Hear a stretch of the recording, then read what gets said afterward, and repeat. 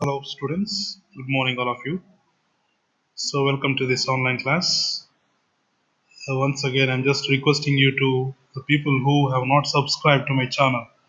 Please do subscribe so that you will get a new upcoming videos and just tap the bell button and ring the bell so that you will get the notifications whenever I upload any new videos. So today we are going to discuss about the respiratory system.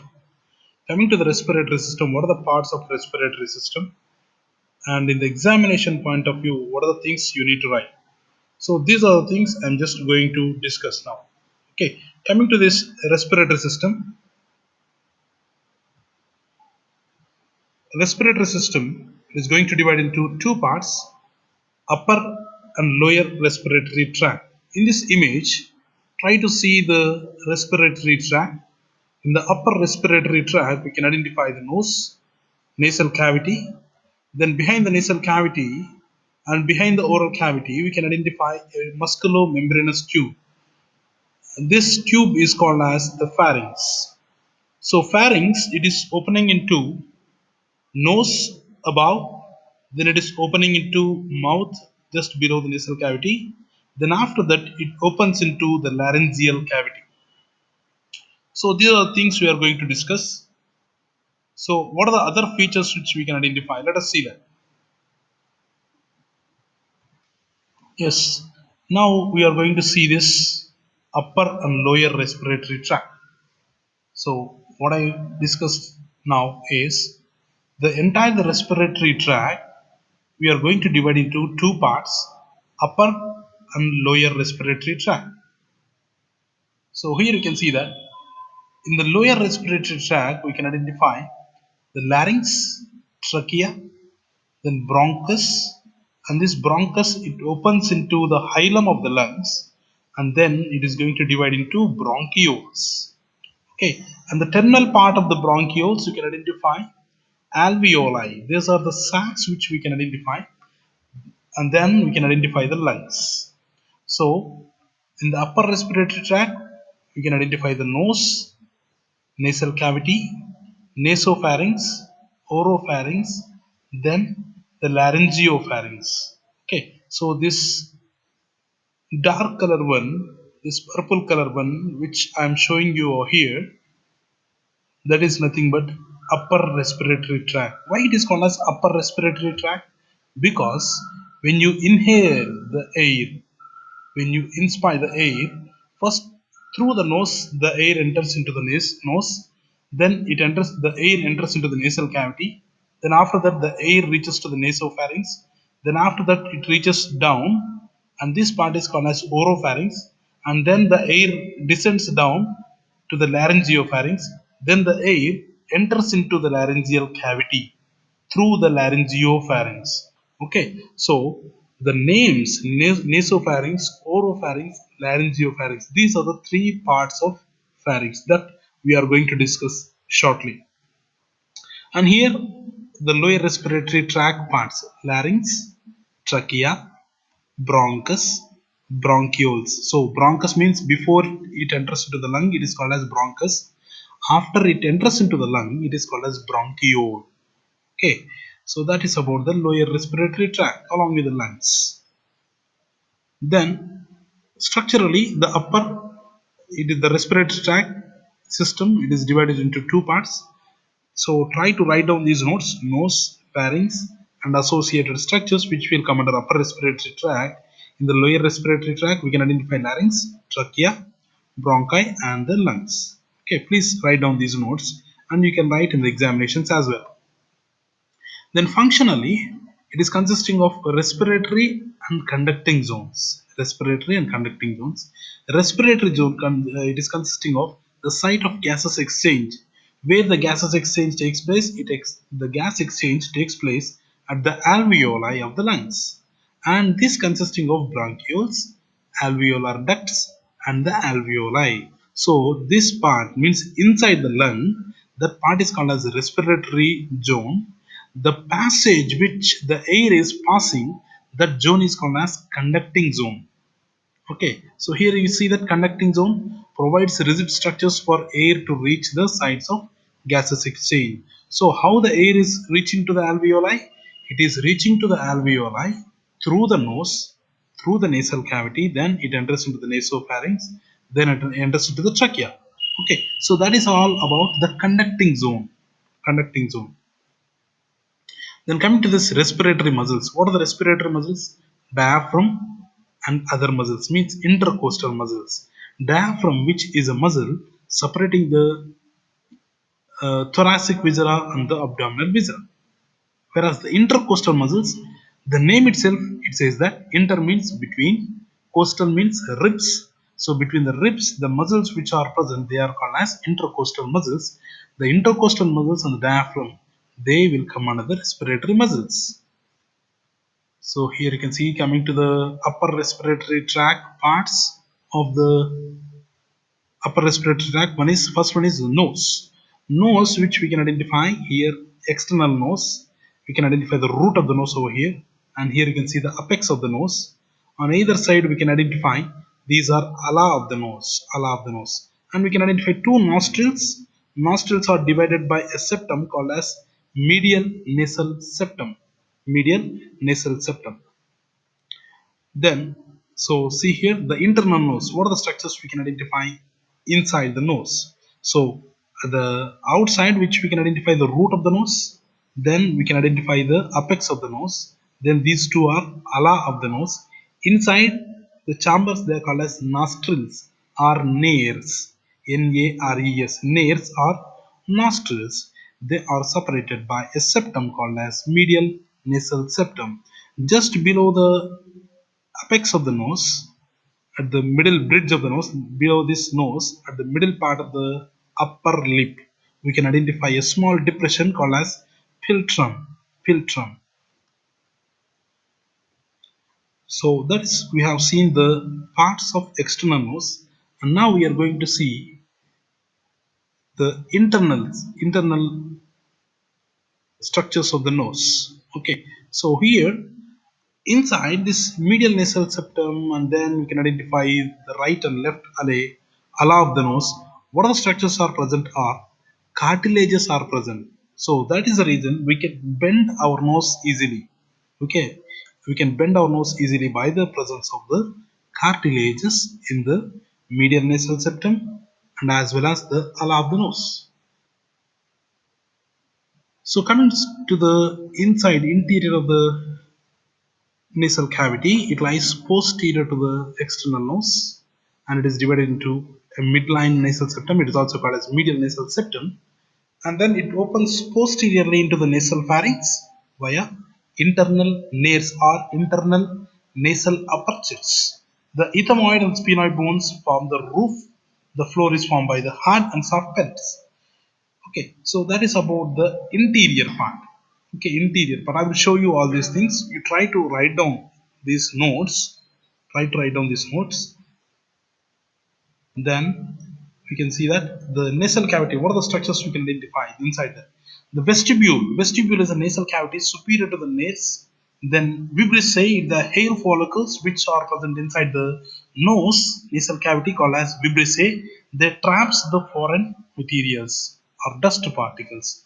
Then inside the nasal cavity it is lined by olfactory mucosa. Olfactory mucosa. So the foreign particles that are trapped by this mucosa which is present inside the nasal cavity. Then the respiratory mucosa, it lines the balance of the nasal cavity. Means so from the nasopharynx to the alveoli, we can identify the entire the tract or the passage is lined by this the respiratory mucosa. So glands secrete mucus containing lysozyme and defenses to help the destroy the bacteria. So what we can identify, glands are present, mucus glands are present. Yes, coming to the inside part of the nasal cavity. So what we have discussed, so we can identify the vestibule part.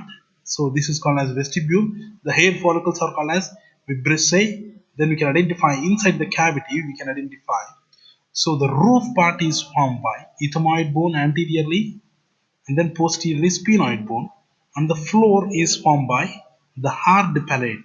Hard palate means maxilla anteriorly, posteriorly palatine bones. These two bones are forming the floor. Whereas the lateral wall of the nose, we can identify some projections called as concave. And between the concave, small spaces are present called as meatus.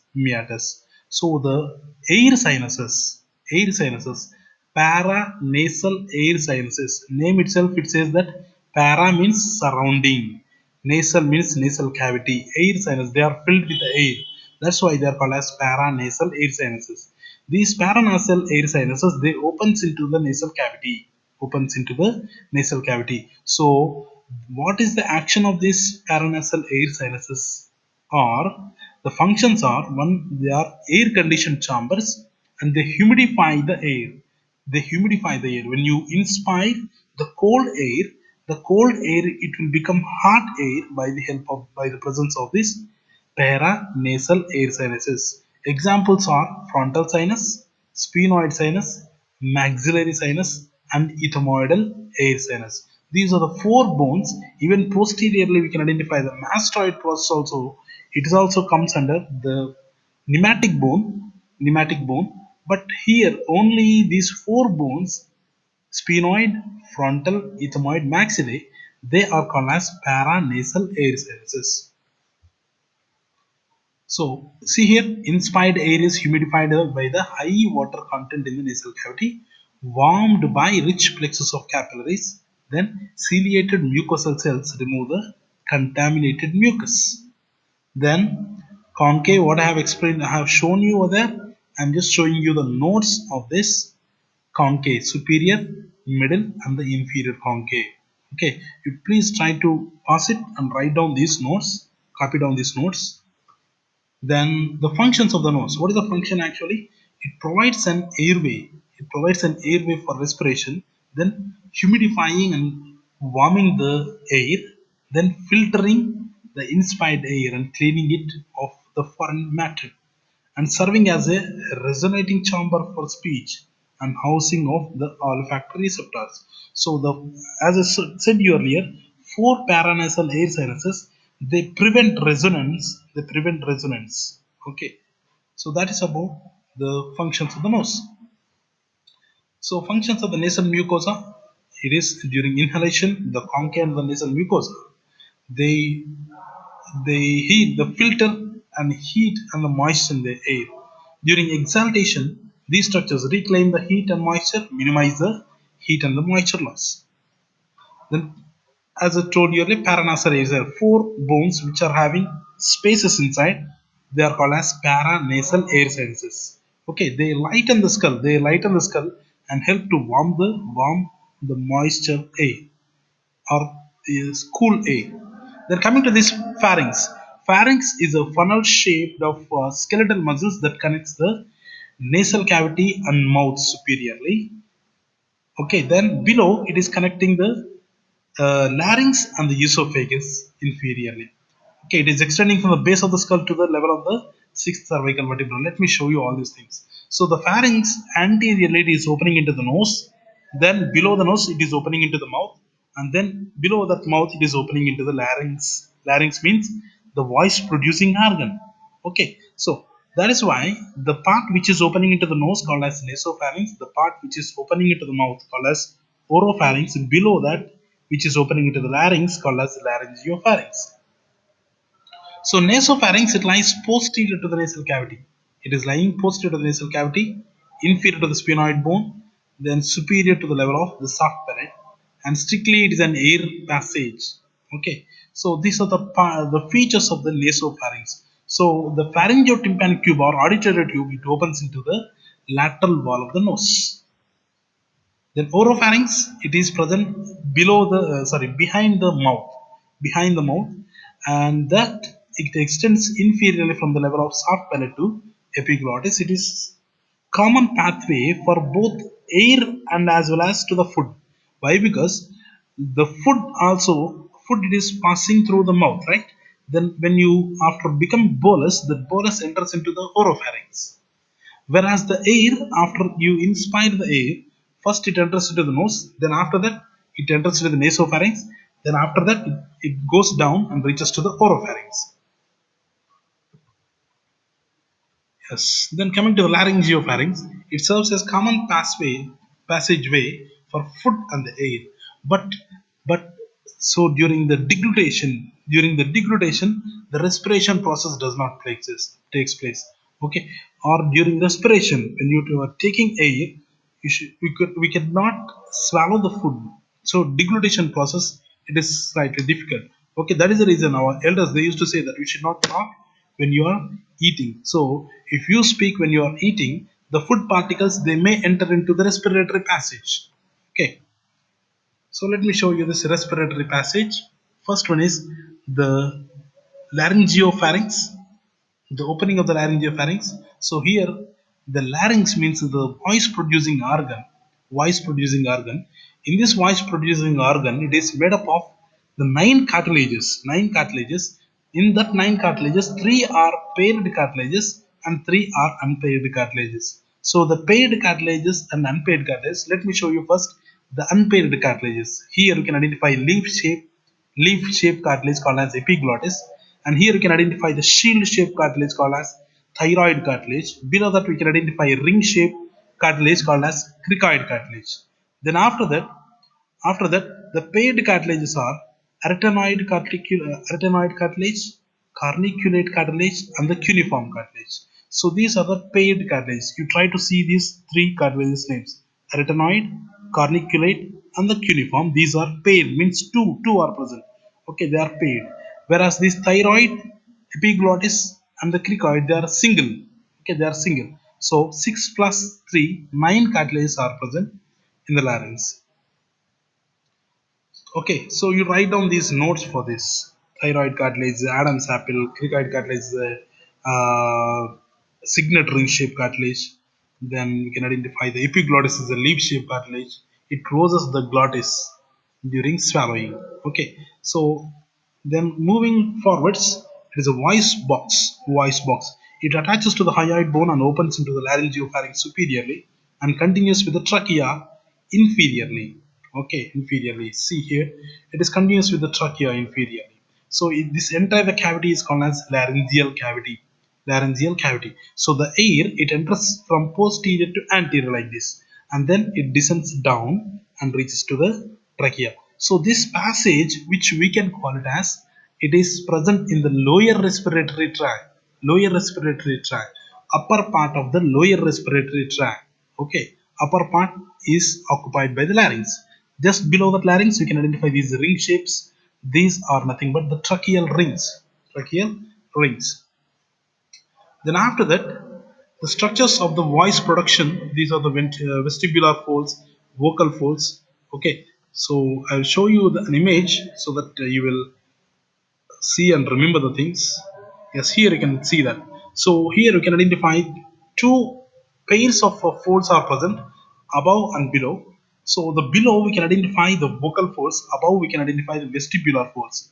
Okay, these false vocal folds, they are called as vestibular folds.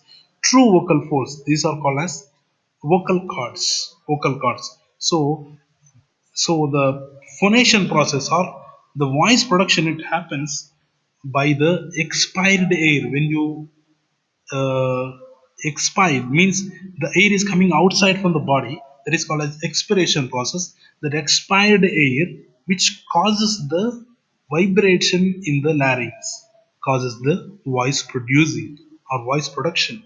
Okay, so remember, in the larynx what is present: true vocal cords and false vocal cords. False vocal cords are called as vestibular folds. True vocal cords, which are helpful in the process called as phonation or voice producing. Understand? So this is a framework. If you want, you can just copy it. And if they ask you in the examination, like mention or describe the larynx, you need to write the nine cartilages names and the shape of all cartilages. Okay, and the muscles which are attached to them. Muscles, if you remember the muscles, you write down posterior cricoretinoid, lateral cricoretinoid, thyroid, and the cricothyroid muscles. These are the main muscles you can write down. Okay, thyroarytenoid, lateral cricoretinoid, lateral cricoretinoid, posterior cricoretinoid, then cricothyroid muscles, and thyroid. These are the four muscle names you remember and write down in the examination. So these are the vocal ligaments. Then we can identify the false vocal cords called as vestibular folds. So this is the how the voice producing. So how we can produce the voice speech. It is an intermittent release of the expired air while opening and closing of the glottis. So pitch is determined by the length and tension of the vocal cords, and loudness it depends on the force at which the air rushes across the vocal cords. The pharynx resonates, amplifies, and enhances the sound quality. So this is the phonation process. Okay, if you remember, you can write down. It is not compulsory to you to write in the examination. Just remember which organ is the voice producing organ. Larynx is the voice producing organ. You don't confuse with the larynx and the pharynx. Larynx is the voice producing organ, whereas the pharynx is a tube, musculo-membranous tube, which is a passageway. Okay. So here you can see that the movements of the vocal cords here adduction and here abduction of the vocal cords and adduction of the vocal cords. Yes, here you can see that this is the process takes place during the phonation. I will show you a video after this lecture. Okay, so then coming to the sphincters of the larynx is closed during coughing, sneezing, and Valsalva's maneuver. Valsalva's maneuver is air is temporarily held in the lower respiratory tract by closing the glottis. It causes intra-abdominal pressure to rise when abdominal muscles contract. It helps to empty the rectum. So the functions are the three functions of the larynx. One is to provide patent airway, and to act as a switching mechanism to route air and food into the proper channels, and then to function in a voice producing or voice production. Then moving down to the trachea, it is a flexible and mobile tube extending from the larynx into mediastinum. It extends from the larynx to the superior border of T5 and divides into right and left principal primary bronchi. Okay. Then coming to the trachea, so these are the layers of the trachea. Then yes, histological part. What are the structures are present in the mucosa, submucosa, and then hyaline cartilage, C-shaped cartilage are present. Then outside layer is called as tunica adventitia. So here you can identify that. So this is from inside to outside. Inside to outside, mucous membrane is present. Then submucosa layer. Then here you get this blue color one is a hyaline cartilage layer, and then outside tunica adventitia layer. You see that in the cut section of this we can identify here you can identify C-shaped one. This is nothing but the trachea. Okay, so here is identify the anterior part and the posterior part. So behind the trachea we can identify the esophagus, the food passage present behind the trachea. Okay, so this dark color one is nothing but the thyroid gland. We took a section at the upper level at the neck. Then the trachea or windpipe is a supporting cartilage. What is the cartilage is present? Hyaline cartilage. It is a supporting cartilage. Cough reflex stimulated by the foreign object. And tracheostomy done if object cannot be expelled. Tracheostomy means insertion of the pipe from outside to inside the trachea. So if the upper respiratory tract means if any infection is present in the nose or nasopharynx or oropharynx or laryngopharynx, during that time we will insert the pipe from outside to inside into the trachea called as tracheostomy. So here you can identify the trachea. It is trachea which is extending down and reaches to the T4 level, just T4 level, or at the second costal cartilage. Then it is going to divide into right and left bronchus, and then the bronchus is passing through the medial end or hilum of the lung and enters into the lung and divides into primary bronchus, primary bronchioles, secondary bronchioles, and tertiary bronchioles. Okay, wait for a while. Yes, moving to the lungs. Yes, here you can see that lungs. So these are the right and left lungs. We have discussed about the trachea at the level of second costal cartilage and the T4 vertebra.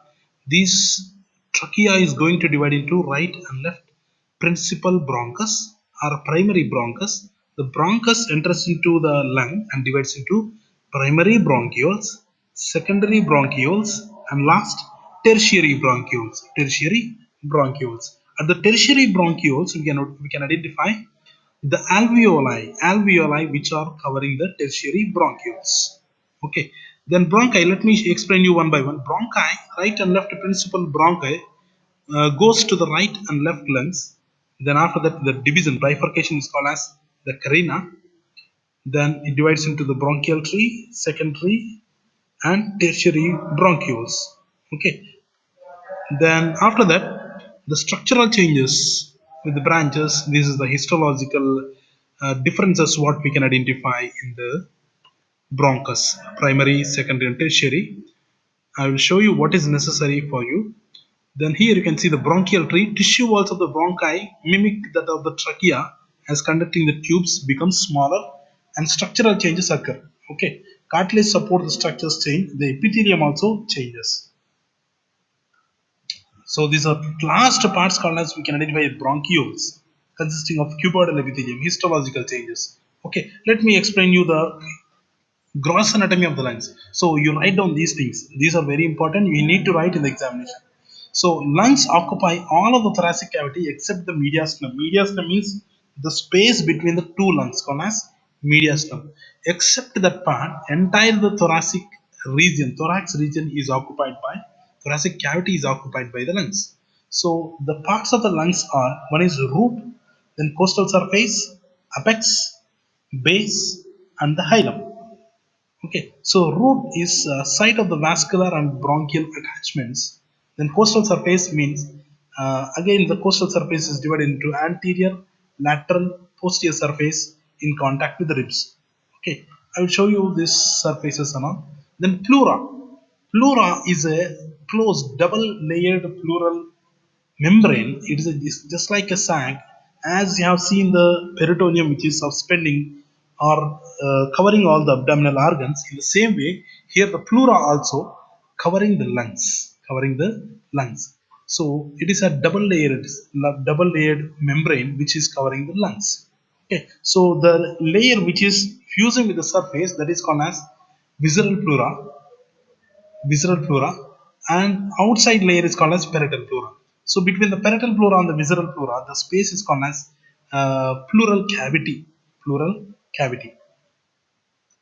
So here you can see that thin double layered serosa, parietal pleura covers the thoracic wall, and then the visceral pleura or pulmonary pleura, which covers the external surface of the lung, divides the thoracic cavity into three chambers, the central mediastinum and two lateral components, each containing the lungs.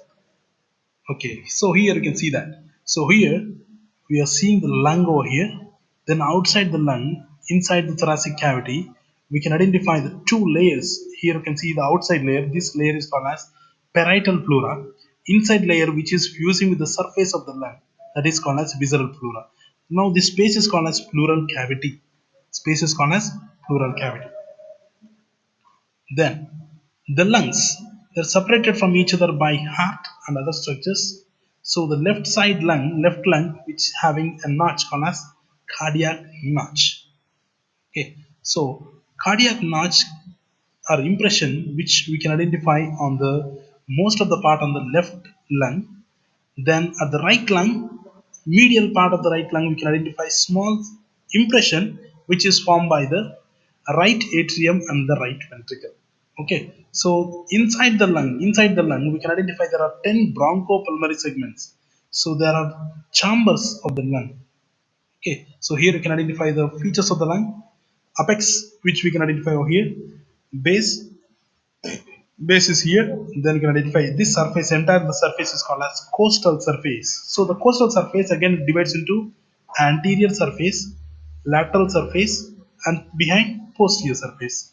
And the notches, at the left lung we can identify a notch called as cardiac notch. And moving forwards, the mediastinal surface. So this medial surface, again it is going to divide into two parts. One is mediastinal surface and posteriorly vertebral surface. So the mediastinal surface where we can identify the root of the lung, where the blood vessels, pulmonary artery, they enters into the lung through this root. Okay, then pulmonary veins which are coming outside from the lung. through this route. And also blood vessels which are supplying to the lung, they are passing through the root. Okay, so that is called as root or hilum of the lung. Hilum of the lung, which is present in the mediastinal surface, and behind that we can identify the vertebrae are present. That's why it is called as vertebral surface. Vertebral surface. So these are the lobes. There are one or two fissures are present. So if you see in the left lung, we can identify only one fissure. Let me show you this. Yeah, here you can identify. In the left lung, we can identify one fissure called as oblique fissure. In the right lung, we can identify two fissures. One is transverse or horizontal fissure, then oblique fissure. You write down the differences between right lung and left lung. So the right lung, two fissures, left lung, only one fissure. In the right lung, three lobes, upper, middle, and the lower. In the left lung, only two lobes, upper and the lower lobe.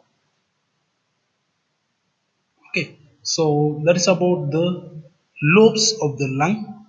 Then we can identify this the microscopic structure of the lung, which we can here we can identify the grapes-like structures. They are nothing but alveoli, where the gases exchange takes place here. So here you can identify the blood vessels. So the pulmonary arteries, they are going to divide into small vessels, pulmonary arterioles. They are bringing the carbon dioxide blood, whereas this blue color one, these are venules. Venules here totally the opposite is going to happen.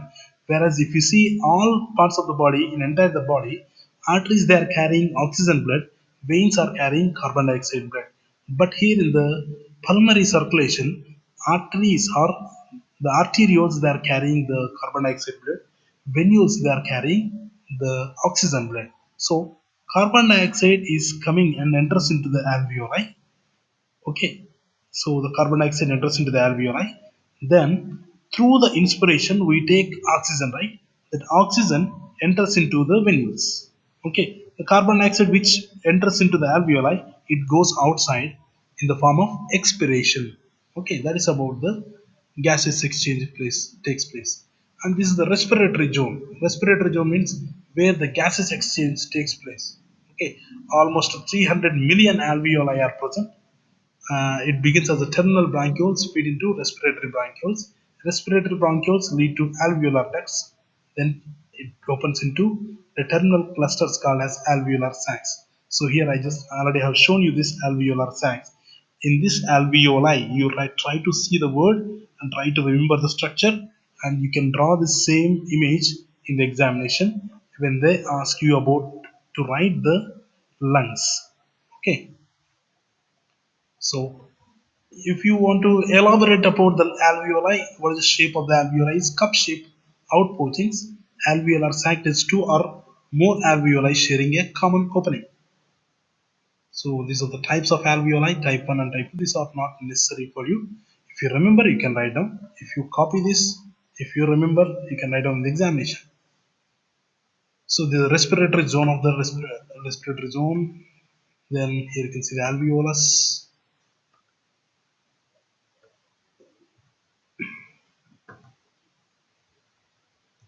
Yeah, then coming to the blood supply. What is the blood supply of the lungs? Blood supply it is by the bronchial vessels. These pulmonary arteries and the pulmonary veins, they are involving in the pulmonary circulation, whereas the bronchial arteries, they provides the oxygenated blood to the lungs. Okay, and bronchial veins, they bring back the carbon dioxide blood from the lungs. So this is a nerve supply of the lungs or respiratory system, strictly the lungs and the trachea.